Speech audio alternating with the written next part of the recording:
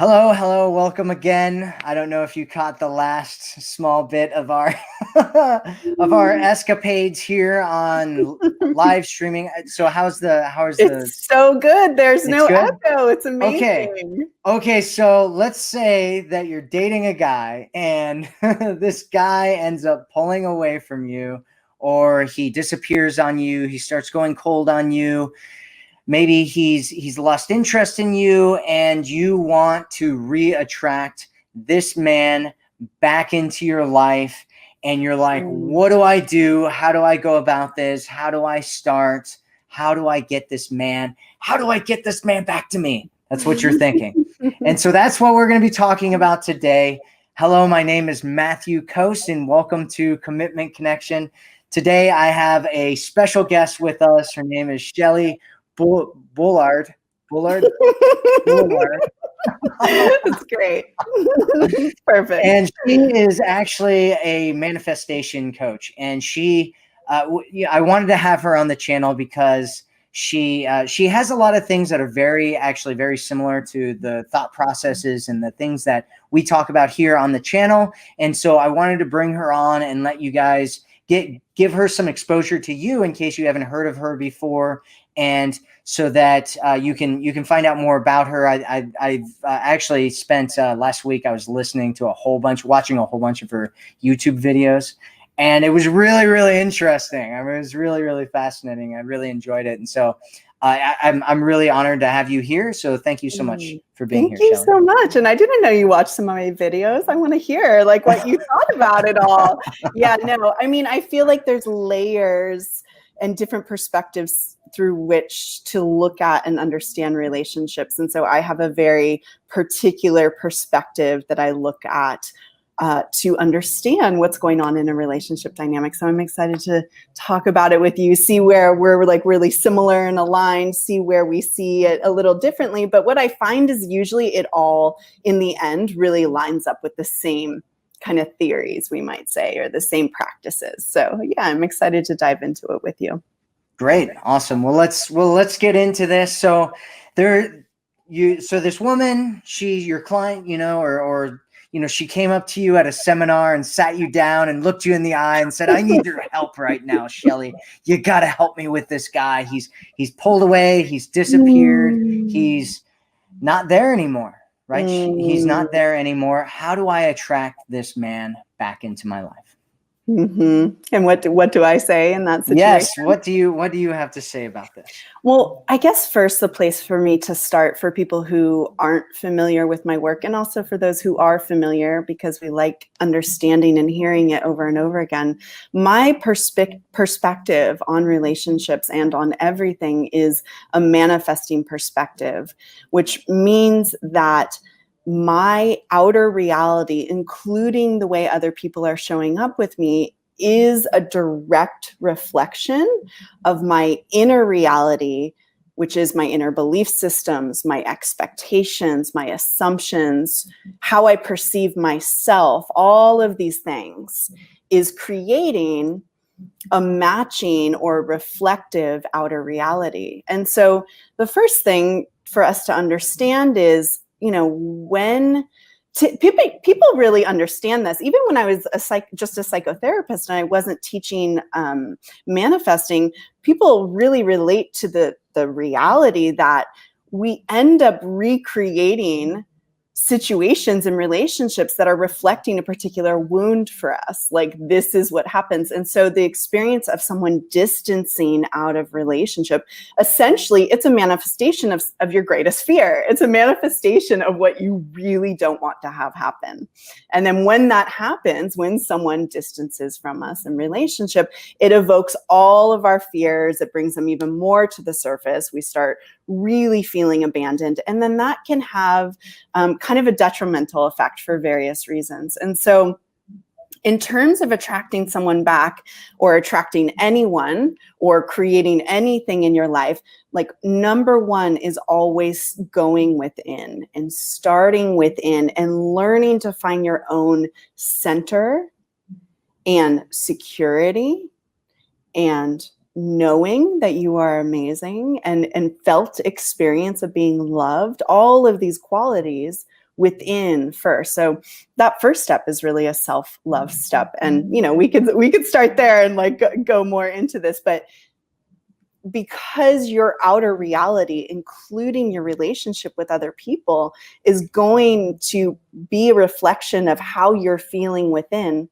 the last thing we want to do, while it's normal and it's understandable, spinning out into major panic and identification with being left and feeling like you're abandoned, all of these things just kind of perpetuate the problem. So we always want to start with kind of getting recentered and coming back within and landing in your own inner sense that you are loved, you are amazing, you are incredible. And the more you truly, truly, truly know this, you have to create a matching reality out there, including how other people show up with you that are seeing you as that person as well.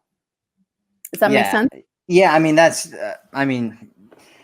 we're absolutely aligned in this kind of thought process. And the women that are very familiar with my work, they know that the first step that I talk about in all of this stuff is I talk about this idea of like believing in your own value, right? And coming from a space where you really believe that you're a valuable human being, that you're worthy of having the relationship that you want to have.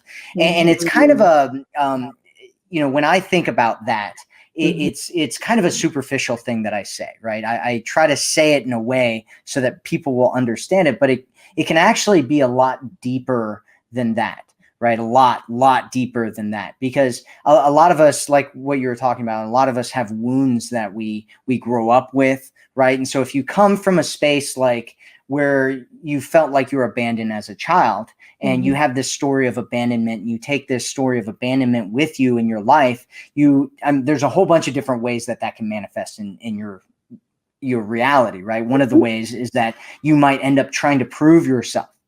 And if you've been on my channel at all, you know that what's the worst thing that you can try to do if you want a man to value you? Try to prove that you're valuable, right? Because women who believe that they're valuable, women who believe that they deserve, really in their heart, they deserve to be cherished, they don't try to prove that they're valuable because they know they don't need to, right? They know it. And so there's nothing to prove. It's already an integrated knowing of who you are. Yeah.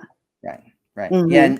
And so one of the things that I kind of teach in some of, if you end up getting some of my programs out there, one of the things that I talk about is changing the way that you look at your story. And if you're coming from a place of feeling like you're abandoned as a child, even if maybe that was the case or the situation, you're going to behave in a way of coming from that space. Whereas if you change the story, right, there's a story that happened before you were abandoned.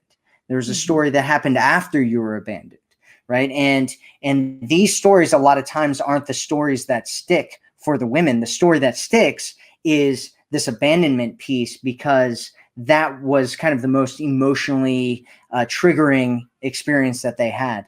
And so, I guess we probably shouldn't get into super deep stuff here, but just coming from a space, it's vitally important. If you want to attract somebody into your life, if you want to end up in a relationship where you have a guy who really loves you and cherishes you, you have to start out really believing that you deserve it. You have to start out coming from a place where you believe that you really love yourself. You this place of like, I deserve love. I deserve, all these great things that I want in my life.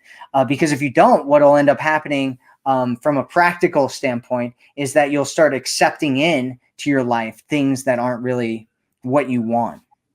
Right. That are reflecting that part of you that doesn't feel worthy.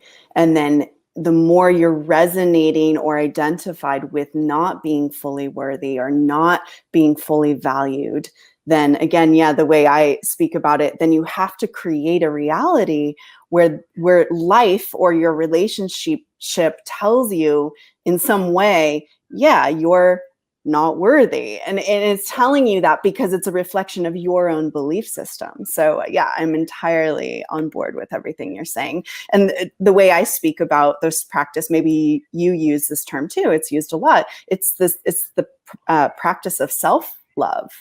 And that's really learning like to deeply, continuously come back to your own value and just like really recognizing on a deep and eventually unwavering level that you are entirely worthy and you are entirely beautiful and you are a catch and you are magnificent. And when you know that and you don't need any proof from the outside to know that, you just know it, then the way the outer reality, including men, relationships, will treat you will reflect that. They will see you as that woman who is entirely worthy, entirely valuable, all of these things. But it's an inner process, and it's a self-love process first, for sure. And so a lot of women, when they come to me, they're like, okay, but what do I do? You know, what do I text him? What do I need to make happen? And so what would you say to a woman who's wondering what she should specifically be doing in this situation? Mm-hmm. Well, especially, I mean, the way you just said it would be the first indication. I would say, don't do anything. Don't do anything. So I know you talk about this, Matt, and I talk about it as well. And the reason I say that is because the way you just said that to me, Matt, you know, in the example, there's an element of chasing. There's an element of panic. There's an element of I've lost this thing. It's gone. I'm incomplete. He's gone.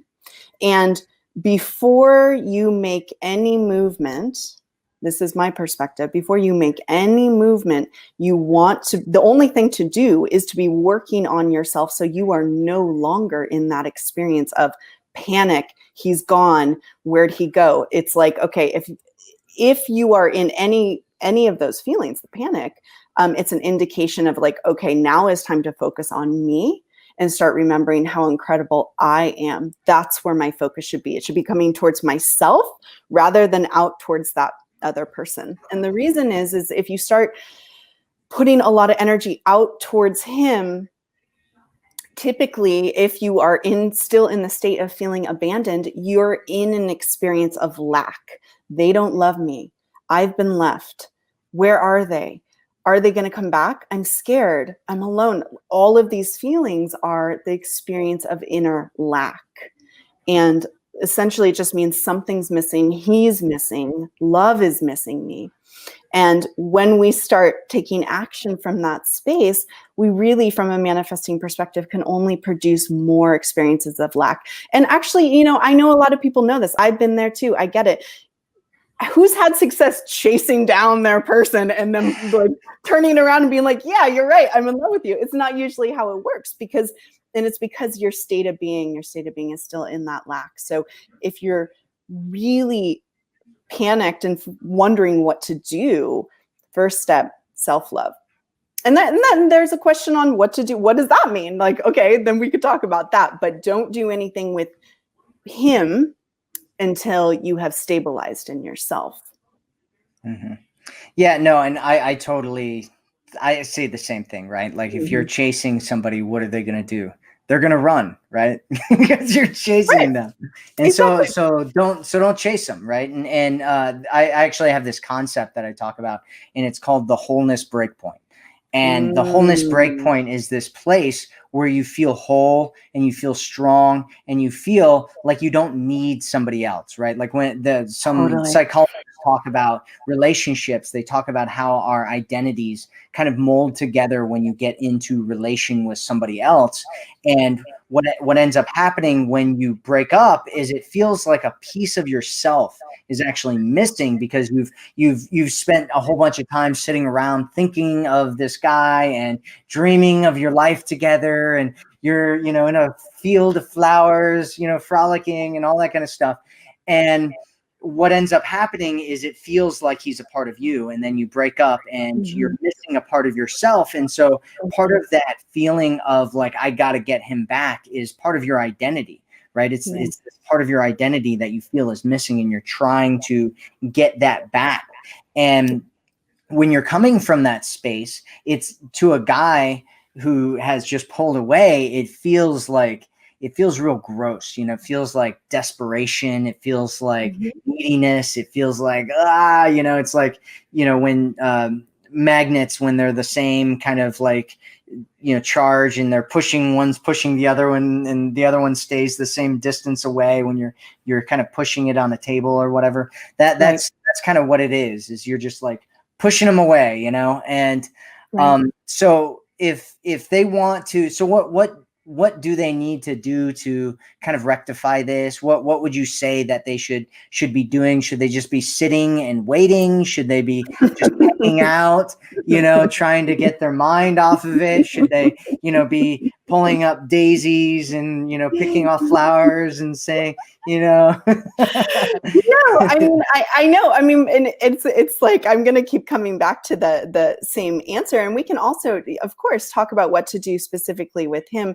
But if you feel that you have that experience of desperation around a man, it's a really good indication that you need to refocus your energy back into yourself. And one way to think about this is, I actually haven't even really spoken specifically about this too much on my channel, but it's like, if we're manifesting our reality and your reality is a reflection of what's going on inside of you, a way to think about this is you want to start treating yourself the way you want this man to treat you.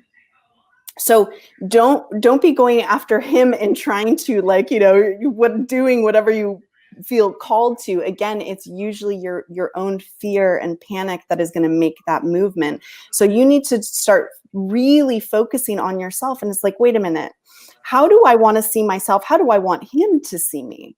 Okay, I want to feel like a goddess. I want to feel like a queen. I want to feel showered with love.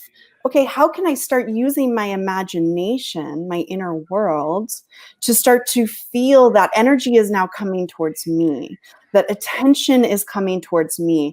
I'm starting to fill up. I am a catch. I am a beautiful being. I don't need to make any movement. It's coming towards me. We use our inner world, is what I call it. Imagination is another word to use. You use your own inner process to start shifting how you feel in this situation. And you want to kind of put the brakes on any sort of chasing and instead almost turn that momentum with your own inner process of, it's coming towards me. The love is coming towards me. Attention is coming towards me. And you're building a new inner experience of being loved. And what you find is when you start affirming how beautiful you are, affirming what a catch you are, affirming how lovable you are. When I say affirming, telling yourself and literally feeling the truth of it, you'll start to fill up and the urge to chase will go away. You'll actually start to expect them to come towards you. And that's what you want to be doing. That's the state you want to be putting yourself in. So anytime there's that fear state, it's okay. It's really normal. It's just an indication. Okay, wait a minute. I need to be telling myself how beautiful I am. I need to be feeling love being showered on me. I need to feel myself as a catch. And that's where your main practice should be. And trust me, I mean, those who have done these practices, myself included, like it does shift the dynamic very, very quickly and potently when you are no longer chasing and you're starting to expect love to come towards you. Mm-hmm. And some people here may have even actually experienced this before, and like if you've ever been in a space where you wanted your ex to come back and you wanted him to come back and you're thinking about him all the time, and then at some point it's like you move on, right? And then you get that text message and you're like, why when I move on is he now texting me? Right. And it's because you've come to a different space, right? You're no longer coming from this space of needing this, and I don't know what's going on in the world, right? Like we can talk about all the different potential attraction mechanisms there are in the world. Right. However, what I do know is that when you come from a different space, different things end up happening, Sure.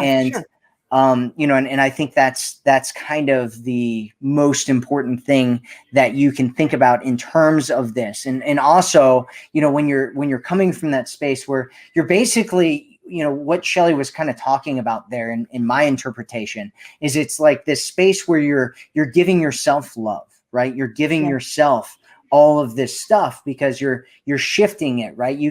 There's two ways to get your needs met in the world. One way is to try to get it from the outside world, right? And you can, and a lot of people do this, and a lot of women that come to me are coming from this space where they're trying to suck love from the outside world. They're trying to get their happiness, and they're like, well, we've had women on my page before. They've been like, oh, well, what's good? Why would I want a man in my life if he's not responsible for making me happy, and I'm responsible for making me happy? What good is he then, right? And it's which is really, really interesting, because if you're coming from a space of happiness, you're coming from a space of love, you're coming from a space of value, and you meet with a guy who's really awesome, and you guys have a great connection together, it's like it just amplifies it, right? It's like this multiplication effect that happens when the two of you are together. And then it's not like I am dependent on this man in order to feel happy, in order to feel alive, in order to, feel like I'm valuable and that I'm loved. And instead, it's like the two of us can, journey through the world together, and our love can combine, and it can turn into this greater, bigger, more exciting thing that we have together. Right. Totally. Yeah. I mean, I understand it, because I have been one of those women in the position of really thinking it was a man's job to fulfill me.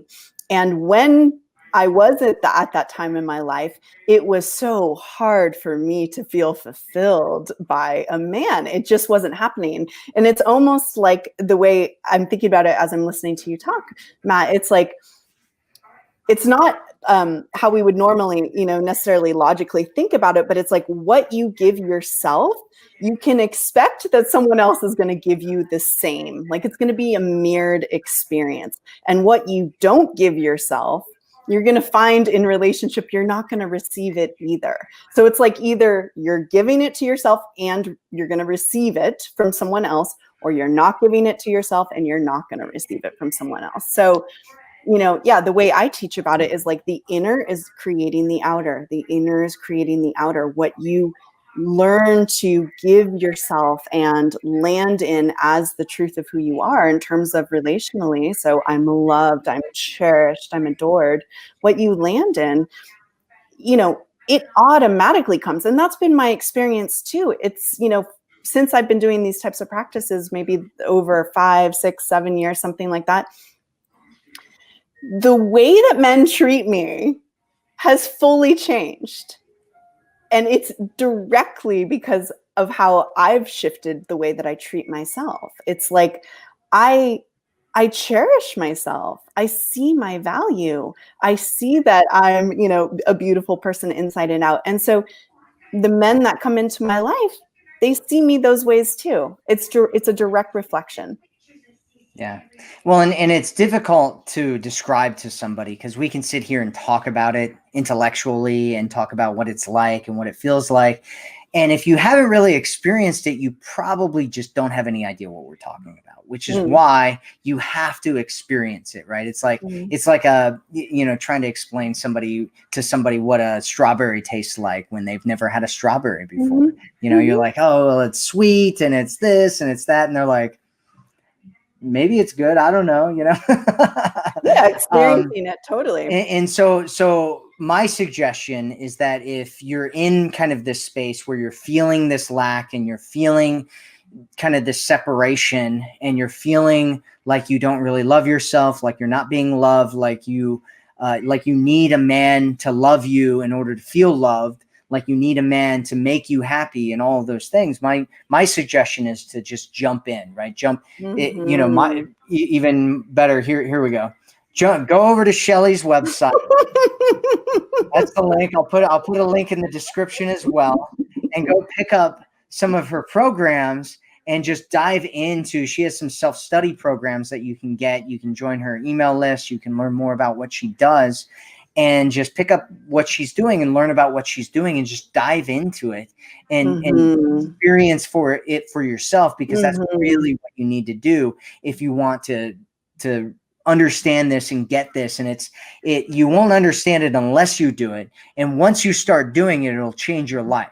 That's and right. so It's true. I know self-love can seem like, self-love isn't the only thing I teach, but it is the foundation of all these practices, because I really think it is the way to get the love you want in a relationship. It's like, truly, if you do nothing but self-love, you're going to have men being madly in love with you. It's just how it works. I've experienced it personally. I've had many, many clients experience this. And it's self-love. We can get we're like, well, what is it? I don't quite get it. But trust me, it actually is an easier and simpler process than it can sometimes feel like. And so I talk a lot about, I have a self-love playlist on my YouTube channel. I talk a lot about it. And just start with rebuilding your own self, and you will automatically see the changes in your reality in terms of how men see you and treat you. You will see the changes. You will see them quickly. Yeah, absolutely. And Mm-hmm. the men will start changing, right? You Mm-hmm. start changing what's going on in you, and the Yeah. men in your life all of a sudden will start changing, and it'll feel like it's magic. Yeah. And it'll seem like, it'll feel like they're under a spell or something. Mm-hmm. And there's a woman here. We're gonna. You mind if we take a couple questions? Yeah, let's take some Shelley? questions. For So there was a woman here that was asking. I don't see where the question is at the moment, but she was asking about kind of differentiating herself or making herself special or different. And doing this actually does that, right? Because when you're doing this, most women aren't doing any kind of work like this. They aren't loving themselves. They're, a lot of women, especially in this day and age, are kind of, they're going to these kind of more masculine jobs, and they're, a lot of them have kind of lost that kind of inner glow that they have. And so when guys see them, they just see them from kind of this physical standpoint of like, am I physically attracted to her? And when you come from this the glow of self-love, this glow of really nurturing and loving and caring for yourself, it's like a totally different thing happens. And when a guy sees you, he won't understand it. Like, he won't have any idea what's going on, right? He'll just see you and he'll be like, there's something different about her. And some kind of strange pull to you. And then when he comes over and starts talking to you, he won't have any idea why he likes you so much. He'll just know that he really likes you for some reason. And I've seen this happen over and over and over. Yeah. It's like the coolest thing that I've ever seen happen. And I actually had a friend who he was one of those guys that dated, he only dated like stick figure model girls, right? And he did this, like, it was kind of a joke among us, among our friends, about how, like, the kind of women that he dated, it was always these really thin blonde girls. And one day he ended up in this relationship with this girl that was totally different, right? She wasn't like super overweight or anything, but she wasn't like a super stick thin girl either. And we're all like, like, what's going on here, right? And they, last time I talked to, it's been a while since I talked to him, but last time I talked to him, they were together for like 3 years or something like that. And I was asking him about it, because I was genuinely curious about it. I was like, yeah, what's going on? Like, why are you, like, what's going on with this girl? Like, there's kind of this thing, and you're normally, go for these girls, and you're going for this girl right now. And he's like, yeah, I have no idea what's going on. All I know is that when I see her, I just like want to just grab her and hold her and just make love to her and kiss her, and I'm like, cool, man, and it was, she had one of those inner glow things, right? And I don't know all the work that she was doing, or if that was something that she naturally had, or any of that kind of stuff, but it immediately makes you stand out from everybody else. Totally. And I actually would add to that, because I would say also, you can affirm things. I've personally done this. I still do this. You can affirm things such as, I'm a special woman. Men see me as a special woman. Men tell me that I'm different than other women. Men see something a little different in me. You start affirming the truth of that, and men will tell you that they see that in you, that you do. They will literally tell you back to you the things that you've been affirming for yourself. I've had this happen many, many, many times where I'm affirming particular qualities, specifically this one that I'm special, I'm unique, I'm different. And it's okay for us to affirm these things. You know, we're not taking away from other people by affirming that for ourselves. You're just choosing how you want your life to be and how you want to be seen. So it's totally okay to affirm something like that. And you will receive comments from people that say the exact same thing that you have been affirming. So that's another way. When you know you are special, when you know you stand out from the crowd, when you know you are different, they will see you that way. And this is how this works. What you know about yourself, they will see in you. And that's why doing this inner work is so important. Beautiful ad, beautiful addition. So thank you for that.